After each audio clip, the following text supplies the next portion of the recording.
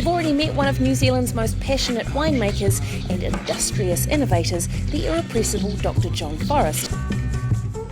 After giving away the medical career and sinking all of your money into this new wine venture and then starting to train yourself in terms of how to grow the grapes and make the wine, it must have been a pretty fantastic feeling tasting that very first bottle. Yeah, well, I can still remember it was a 1990 rosé, and it was a sense of achievement. And just to cap it off, the icing on the cake was that wine won the Director's Trophy for the Champion Rosé at the New Zealand Wine Awards, our first ever wine.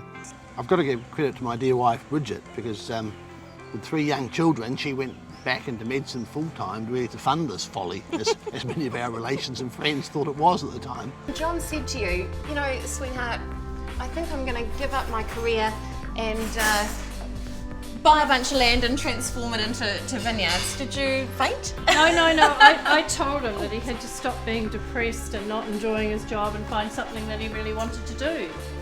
And so that's why his retirement project came forward several decades. So. Tell you what, I'm real glad that I've swapped my medical research laboratory bench for my current office.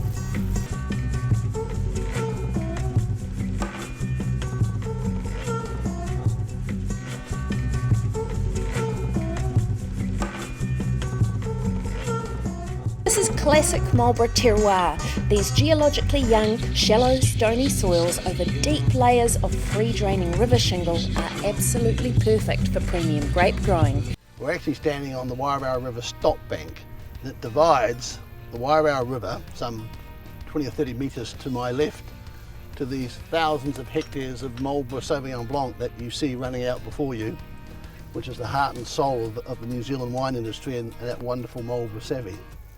And really, the river and its stones and sands and soils is just reflected over here under the vines amongst the stones. And the plants grow, and the juice and the wine that comes from those Sauvignon Blanc plants reflects the flavours and the taste and the character of Mother Wairau River. So what is it that I love about Marlborough and what brought me back to my ancestral home?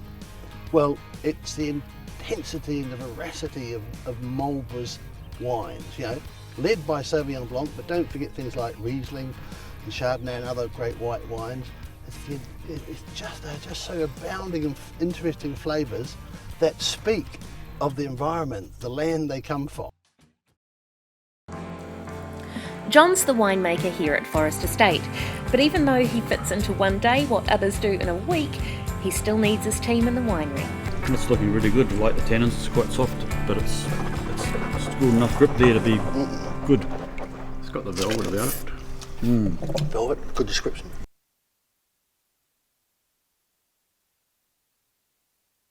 Well, Yvonne, let's look at the Sauvignon Blanc.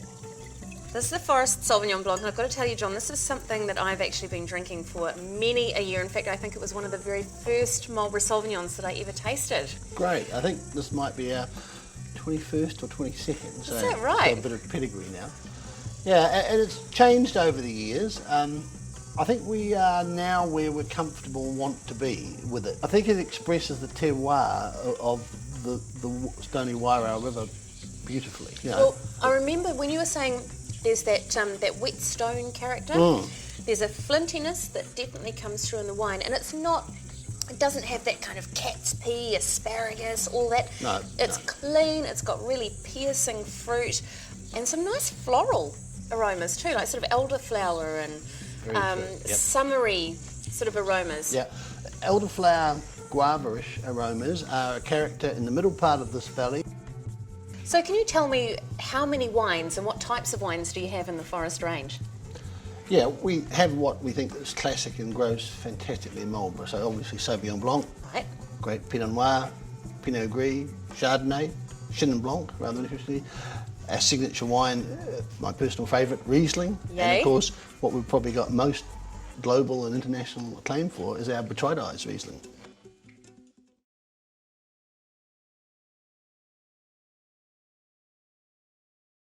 Wow, what do I love about Bannockburn Pinot Noir?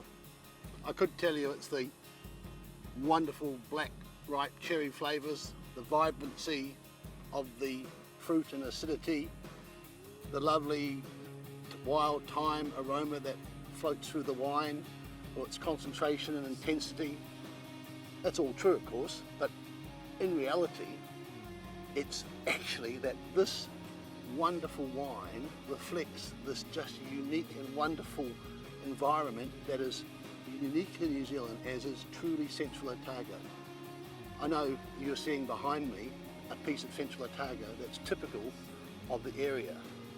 The cragginess of the rocks, the dryness of the soil, the beauty and smell of the wild thyme and the briarberry, the rugged rocks and the schist, all that is expressed in a bottle of Tattybogler Bannockburn Pinot Noir. Every time I open a bottle of the wine, it takes me back to this very spot. And you know, I fell in love with Otago 30 years ago when I was a student at Otago Med School. And that love affair hasn't changed, it's intensified. Actually, I love her more Otago today than 30 years ago, because I discovered Otago Pinot Noir. All right, this looks interesting. Now, Tattybogler, Otago. Otago. So this is kind of getting interesting in terms of our territories. We've been talking a lot about Marlborough. Why are we now in Otago? Because it's one of the great terroirs for wine in New Zealand. Can I just hold the bottle? Yeah, Because yeah. I really want to look at that label while you're telling Different, me isn't about it? it. I love the spiciness on the nose, and there's this lovely cherry character, there's wild thyme, all sorts of fantastic fruity notes in there. Yeah. But would that come through with I mean, this is the only Central Otago Pinot Noir that you do under the Tattybogler label, but there are other Tattybogler wines. Yeah, in fact, Tattybogler is Otago. Right. So it can be a blend of Central and North Otago, and our Waitaki vineyard on limestone, a portion gets blended in. So it's always going to be an Otago wine rather than specifically Central, because I think the blend is better than the parts sometimes. I really like it. So in addition to this fantastic wee Pinot, what are the other wines that you have in the Tattybogler range? We have a Pinot Gris, a tiny amount of wonderful Riesling, and a Pinot Rosé. I think it probably encapsulates what Otago's great at. I can't wait to try them. Cheers. Cheers.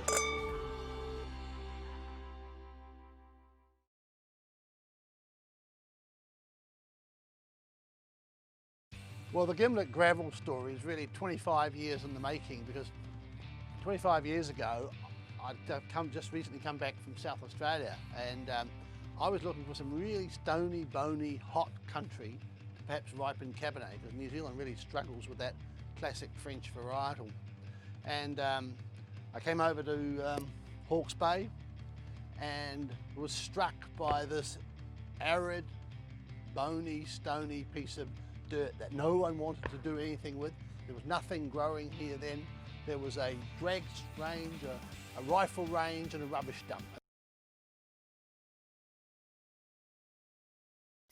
Now this is a wine that I have heard huge amounts about. Newton Forest, Cornerstone. Now we've gone from one end of the country, Central Otago, right to the top in Hawke's Bay, Gimlet Gravels, and this is your partnership with Bob Newton. That's right. So tell me more about how it came about and what we've got in this bottle. This goes back 25 years, even before the formation of Forrest and Marlborough, by 1 week. We own 7.5% of now the famous Gimlet Gravel Special Viticultural Region, which we bought, would you believe, for $400 an acre. They couldn't give it away, really, could they, No, at the time? they couldn't give it away at the time. And now it's like now the it's most over expensive. $100,000 an acre. Yeah, it's Incredible. incredible. Yeah, so get lucky in life sometimes. But I was trying to grow great Cabernet, having lived in California and then South Australia, and I was looking for the meanest, stoniest, hottest bit of dirt.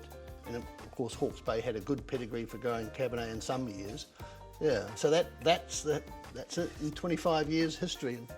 25 seconds. So you've got Cabernet obviously in there, but it's considered like a Bordeaux blend. So what are the It's other a Bordeaux varieties you've got in Cabernet, Cabernet Franc, Merlot, and Malbec or Cot. No. This wine, the blend, is the most awarded red wine probably in New Zealand's history, certainly out of the famous Gimlet Road. And it did 20 really years. well in a tasting against some of the top Bordeaux wines too a few years back, didn't it? Just I a remember couple that. of years ago, it was the 06 vintage, but it's repeated it in different countries either side of that. Some of the great wine critics of the world couldn't tell it apart from the top first growths of Bordeaux. The only discernible and obvious difference between the top Bordeaux's and the top Gimlet Roads, of which this was obviously right up there, was the fact that Cornerstone is 60 times cheaper. Than the Lafite. Isn't it amazing? So you can have 5 cases of this or 1 bottle of Lafite. It's your choice. I mean, Cocoa note in there as well. Yep. Fantastic kind Mocha. of smoky oak. yeah. Oh, and it's so beautiful and weighty in the palate. Nice length. Love it. Yeah, lovely tannin. No, it's a very special region, Gimlet Gravels, and we were just so lucky to stumble upon it all those years ago at that price. And it's worth its weight in gold, but it's a pleasure to drink. And luckily, I've got 20 odd years of it to enjoy.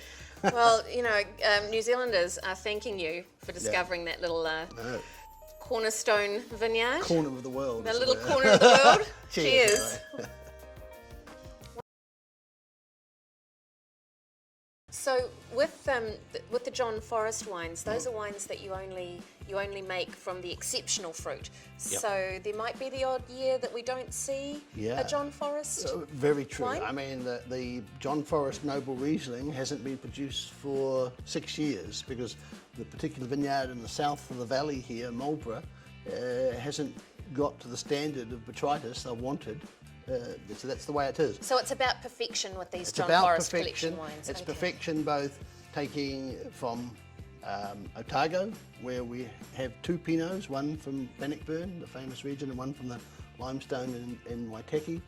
From Gimlet Gravels, where we have a straight Cabernet and a Syrah, the 2 great grapes that grow in Gimlet Gravels. And from Marlborough, obviously, Sauvignon Blanc, Riesling, and I'll put the Chardonnay in because I think it's just sublime. And actually, it is the wine in a global sense that has taken the collection to a new level.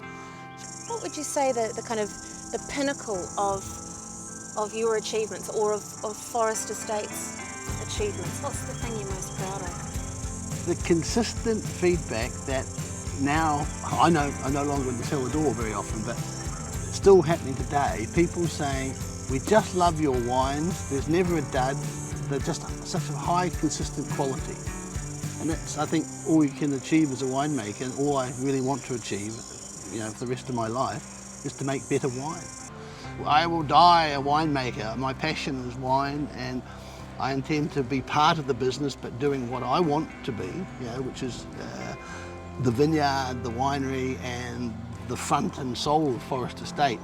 I want to leave Forrest Wines, our vineyards, the environment of Marlborough, as opposed to New Zealand, because we've got Gimlet Gravels and Otago, better than I inherited them and found them. It's handing it on and having the children view themselves and see themselves as the guardians of, I say, the good fortune. Well, here's to being good guardians. Cheers, everyone. Cheers. Excellent.